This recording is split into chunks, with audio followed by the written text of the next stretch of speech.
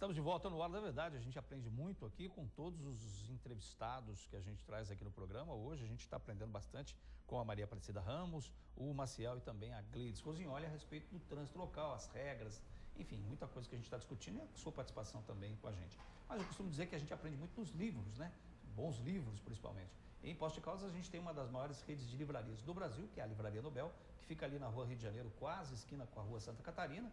Por lá você encontra muitos títulos, entre eles esse aqui, para quem gosta de música, por exemplo, isso é onde a gente pode mostrar aqui a música brasileira nas suas diversas segmentações.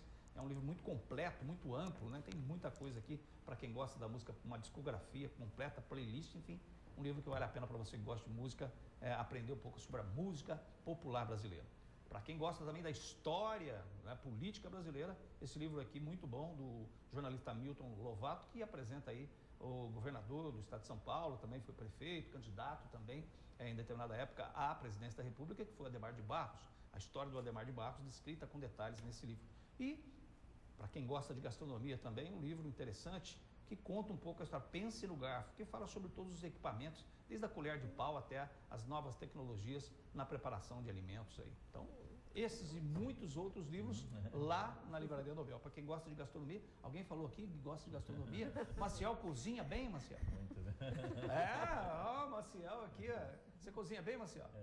Gosto da... gosto da área de gastronomia, quer dizer que além da sala de aula, que você lá com certeza entende bem do assunto, então a cozinha também é o espaço do homem. Nós temos que dirigir no trânsito, digerir depois na parte gastronômica. Né? E qual é o seu prato predileto, então, já que a gente está falando sobre isso? Qual é o seu prato predileto? A culinária mineira. A culinária mineira. Mas você é mineiro? Não, eu sou pantaneiro. Pantaneiro, você é do Mato Grosso do Sul? Isso. De onde? Campo Grande? Corumbá. Corumbá, pertinho de Campo Grande. Conheço Isso. Corumbá. Muito bem. Conheço. Boa terra lá. Claudinei ligou pra gente, obrigado, Claudinei, fez 15 aulas de moto, uma 125, na prova pegou uma moto 150 cilindradas e foi reprovado. O que a autoescola poderia fazer por ele? Quer dizer, essa história de a pessoa treina numa moto e no dia da prova faz em um outro veículo. Essa questão tem que ver na autoescola em que ele está se habilitando, o que houve, né? Por que foi alterado o veículo dele na hora do exame. Infelizmente, às vezes, ocorre quando há um problema no veículo muito em cima da hora do exame. Aí não dá para consertar. Porém, a autoescola informa o aluno, você quer fazer exame neste outro veículo porque o seu deu problema? Aí fica a critério do aluno, isso pelo menos lá na autoescola Bolão, né? Fica a critério do aluno, se ele quer ou não fazer o exame naquele veículo. Uma vez que ele aceite, ele está responsabilizado. Se ele não aceita, a responsabilidade é nossa, de providenciar o próximo exame gratuitamente para ele prestar o exame sem nenhuma despesa. Aquela hora eu queria lembrar de dizer para o Maciel que ele também pilota fogão muito bem, né? Falar em trânsito aí. Mas falando sobre as novas, claro, começou agora no dia 1º de novembro, a questão das novas leis aí, principalmente ligadas a multas, enfim, o brasileiro está assustado um pouco com o valor das multas. Tem gente defendendo que as multas vieram em bom momento, tem gente falando aí que não, isso vai só favorecer a indústria de multas. Então vamos falar um pouquinho sobre essa nova legislação, das multas, o que vocês acham, o que ela vem trazer de novo? Parece que a ideia é aquela de sempre, né? De quando atinge o bolso, né, do cidadão. A parte mais sensível do homem. Então o que nós tivemos, que passou a vigorar dia 1º de novembro, algumas transgressões no trânsito, algumas infrações que antes eram penalizadas com um valor da multa gravíssima multiplicado por 3 vezes, algumas delas passaram para 10 vezes. Né? Então nós temos, por exemplo, a pessoa que está dirigindo com espírito de emulação, ou seja, participando de racha, competição no trânsito, né? Como nós temos, infelizmente, fins de semana, né? Algumas exibições na São João Pinheiro, prolongamento dela na Bortolã e assim por diante. Então, esse tipo de atitude, esse condutor que às vezes até vê algo num esporte radical, preferido, e quer fazer o mesmo no trânsito, a lei encara como sendo um condutor contumaz. Quer dizer, ele tem uma contumácia, ele não sabe separar uma diversão de uma realidade. Então, ele leva para o trânsito aquilo que ele viu.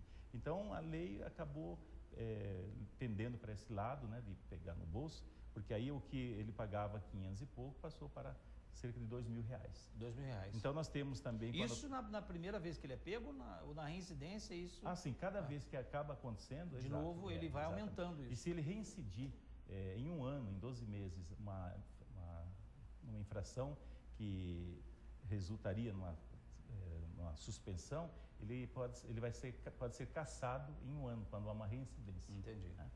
Então, que custava 500, passou 2.000. Exatamente. Aí nós temos aí 5 infrações com essa característica de agressividade no trânsito, violência e tudo mais, agravada o valor.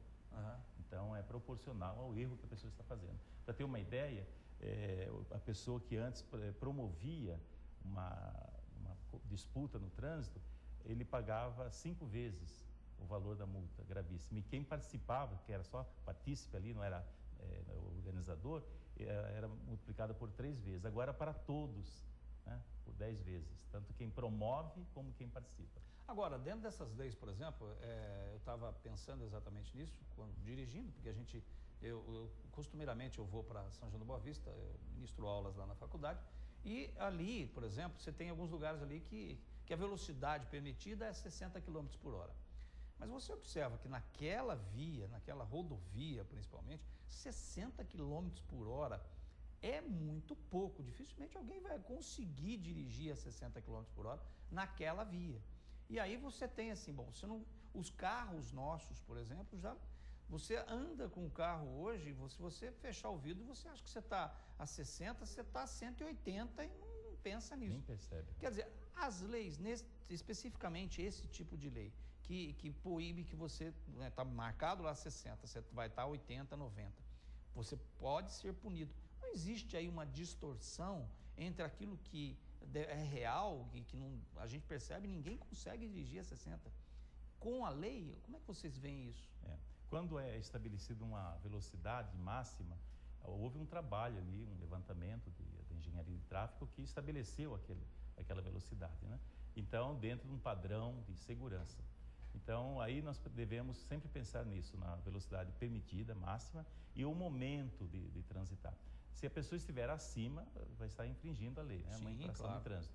Então, de repente, deveria ser uma velocidade maior. Aí, cabe ao cidadão que tem esse tipo de observação, entrar com o órgão que é responsável pela sinalização da via, porque cada via fica sob certa jurisdição, e esse órgão pode estar estudando isso. É o caso também aqui na nossa cidade, qualquer sinalização precária, deficiente, ou talvez a necessidade de uma outra sinalização, o cidadão comum poderia estar sugerindo, entrando em contato com o Demutran, que é responsável por isso, pela sinalização. Agora eu queria levar para um outro ângulo, como mencionei há pouco, a questão da legislação e de repente a direção defensiva. Muitas vezes você tem ali a velocidade máxima permitida, mas o momento, talvez uma chuva, a lentidão no trânsito, um acidente que aconteceu, não justificaria aquilo. Agora a pessoa não pode pensar simplesmente na velocidade máxima e esquecer que agora tem que ter a velocidade compatível com o momento, aquela do bom senso, que ele escolhe para a ocasião. Então aí seria uma forma de você estar seguindo a legislação, mas ao mesmo tempo sendo defensivo no trânsito. Perfeito. A Mariana ligou para a gente perguntando o seguinte, diz que ela diz que mora no Jardim Hortência, os alunos têm 20 aulas no bairro dela lá, e no dia da prova eles fazem também a prova no mesmo bairro. Ela pergunta se isso não é óbvio demais, ou seja, se eu puder traduzir aqui, né, Mariana, que você talvez tenha querido dizer, não é muito comum assim, a pessoa faz a prova, vai ensaiando ali, aí tem a prova no mesmo local, isso não facilita demais, não teria que ter um local diferente de prova, ou vocês acham que é positivo? Nós encaramos que a pessoa fazendo as aulas práticas num determinado bairro e a prova ali, isso vem a favorecer no bom sentido, né? Porque ele vai estar sendo examinado numa via que ele já está familiarizado, já passou por ali nas aulas teóricas, né? Ao longo, então não tem um favorecimento negativo ali, né? Porque de qualquer forma é uma avaliação que ele está se submetendo, né? Com o examinador ali ao lado. Então, eu acredito que até nada mais justo do que fazer a prova onde recebeu os últimos treinamentos. Seria até como treinou no mesmo veículo. Exatamente, Vai fazer usar a prova o mesmo no mesmo veículo. Agora vamos falar de um assunto que eu gostaria a Gleides fica olhando para a gente ali, olhando para ela, e ela vai acabar ficando rouca de tanto ouvir. Mas a questão é, eu queria falar sobre o medo de dirigir.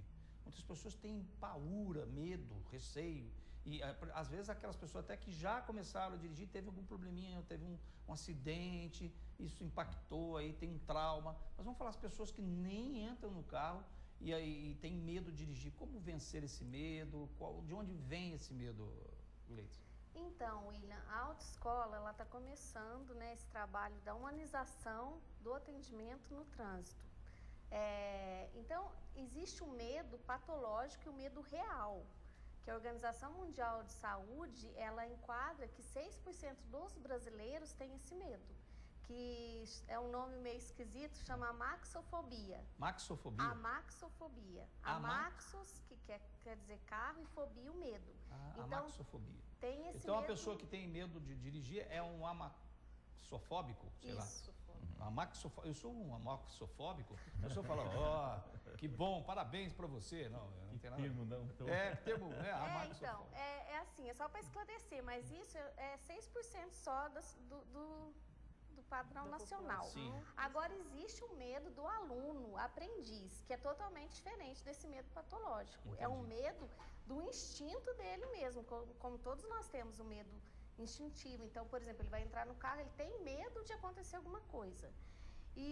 Então, é um medo, entre aspas, considerado normal, né? E o que envolve também a ansiedade do aluno. A ansiedade, ele sofre antes de acontecer alguma coisa. Né? A insegurança que ele tem. Então, são vários itens que geralmente o aluno fala, eu tenho medo.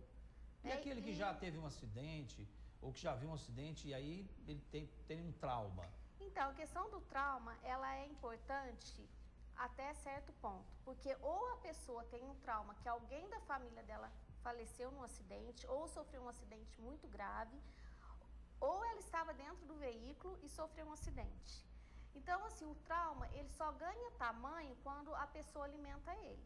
Então, se a pessoa repete, eu tenho um trauma de trânsito e não trabalha isso, realmente esse trauma ele vai ficar bem gordo, bem gigantesco. Vai ficar crônico, né? Vai ficar crônico. Então, ela precisa pedir ajuda terapêutica para que esse trauma seja diminuído e até acabado. Então, não ficar carregando, eu tenho trauma, eu tenho trauma, eu tenho trauma. Ela vai realmente ter um trauma. Bem, o Roberto ligou para a gente, vou fechar o bloco com a sua pergunta, Roberto. Obrigado até pela sua participação. O Roberto pergunta se um deficiente físico tem algum benefício para tirar a CNH. Já a gente volta no Hora da Verdade de hoje.